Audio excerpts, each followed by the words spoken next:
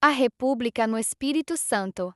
Segundo os registros oficiais, a notícia da proclamação da República chegou a Vitória na tarde do mesmo dia, 15 de novembro de 1889, e não contou com qualquer tipo de manifestação popular. Já em Cachoeiro de Itapemirim, os republicanos promoveram passeatas em comemoração, já que ali o movimento republicano havia sido muito mais intenso do que em Vitória. O jornal A Província do Espírito Santo noticiou a escolha do novo governador no Espírito Santo da seguinte forma: no Espírito Santo, dissolvida a Assembleia Legislativa no dia 16, os principais líderes republicanos reúnem-se para escolher o novo chefe do governo provisório. A opção foi o nome de Afonso Cláudio. Afonso Cláudio de Freitas Rosa, historiador e advogado, acabou não ficando nem um ano no poder.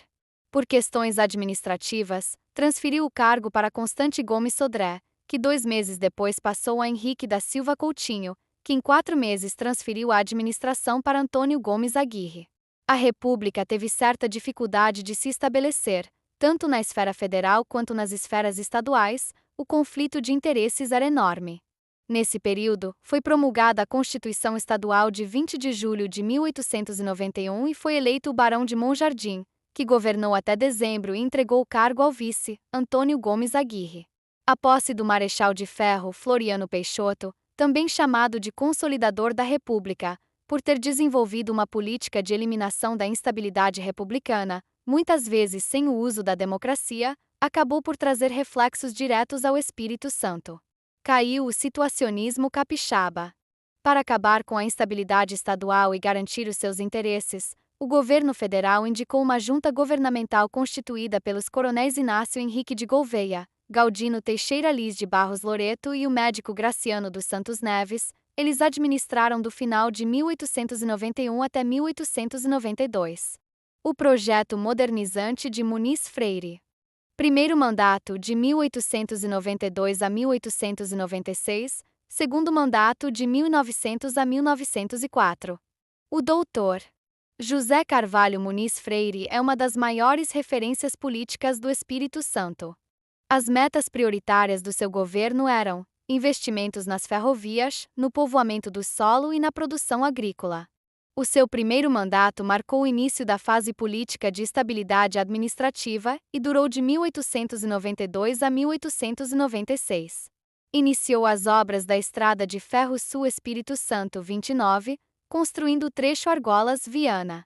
Seu objetivo era dinamizar o escoamento do café da região sul do estado para os portos de Vitória, já que havia uma maior facilidade de escoar aquela produção para os portos do Rio de Janeiro, coisa que não interessava ao estado, porque deixava uma boa soma dos impostos do nosso café para os cariocas.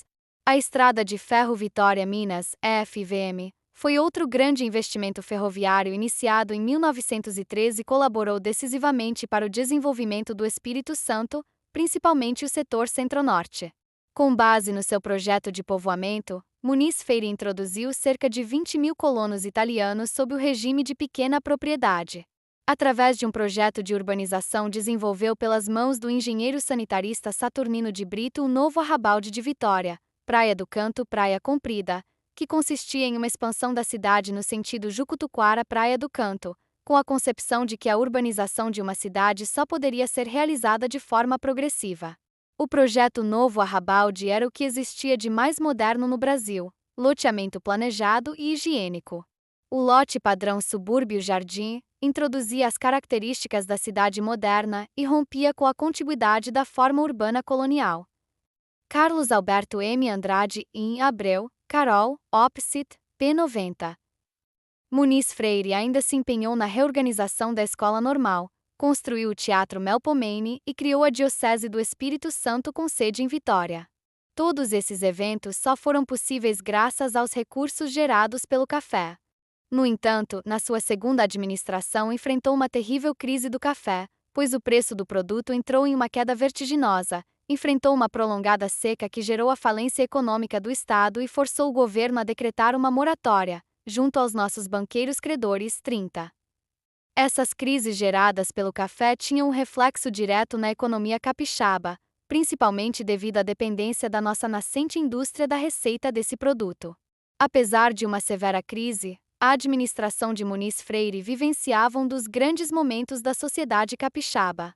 Somente da primeira administração para a segunda, a população do estado havia passado de 110.000 para 209.783. A justiça, antes vinculada ao Rio de Janeiro, agora contava com um procurador-geral e uma corte de justiça sediadas em Vitória. Nas principais cidades, o povo dispunha de serviços de correios e telégrafos. O comércio crescerá e exportava diretamente para Estados Unidos, Argentina e Europa, além de 2 estabelecimentos bancários que funcionavam em Vitória, o Banco Espírito Santense e o Banco de Vitória. Esse já era sem dúvida um crescimento expressivo para o Espírito Santo do início do século XX. Aterros de Vitória. As partes mais baixas da ilha de Vitória eram tomadas ora pelos braços do mar, ora pelos mangues. Foi do aterro dessas águas que surgiu a Vitória de hoje, radicalmente diferente da colonial. O aumento populacional e o desenvolvimento econômico acabaram propiciando a expansão da urbanização de Vitória para partes mais baixas, tomadas por alagadiços e mangues. Essa iniciativa ainda contava com o fundo sanitarista, pois essas regiões eram vistas como perigosas zonas de transmissão de doenças. Até o início do século XX, meados de 1910, a preocupação governamental em promover aterros era basicamente higiênica, mas a partir de 1920 aproximadamente, o interesse em uma infraestrutura voltada para o setor comercial começa a ficar mais claro.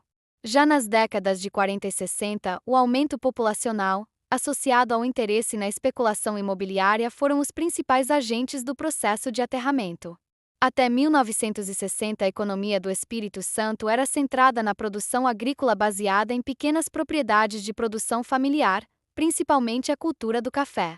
A partir de 1962, perdurando até 1968, segundo o relatório da Prefeitura Municipal de Vitória de 1992, o governo federal inicia a política de erradicação da plantação do café, desencadeando a desestruturação da economia agrícola e consequente movimentação da população do campo para a cidade. Esse processo de migração no estado foi estimulado pela implantação de grandes projetos industriais na região da Grande Vitória, CST, Companhia Siderúrgica Tubarão, CVRD, Companhia Vale do Rio Doce, Civit, Centro Industrial de Vitória, atraindo pessoas do interior do estado e até mesmo de outros, principalmente do sul da Bahia e noroeste de Minas Gerais. Na década de 70 e 80, o crescimento populacional foi extraordinário, trazendo novas estratégias para o avanço do setor imobiliário. Segundo Cristina Fiori Marinato, foram identificados no município de Vitória 22 locais que receberam aterro. São estes em ordem cronológica até início da década de 80. 1775 Largo da Conceição, Praça Costa Pereira. 1812-1819 Porto dos Padres. 1888 Parque Moscoso. 1900 Praça, 8 de Setembro. 1908-1912 Porto de Vitória. 1919 Forte São João. 1920-1924 Jucutuquara. 1925 Monte Belo. 1926 Praia Comprida. 1928 Ilha do Príncipe. 1936 Ilha do Boi. 1951 Esplanada Capixaba. 1951 Bento Ferreira. 1968 UFES. 1971 Enseada do Suá.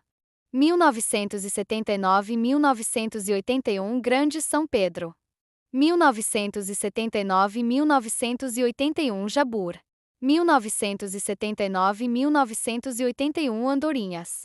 1979-1981 São Cristóvão. 1979-1981 Praia de Camburi asterisco.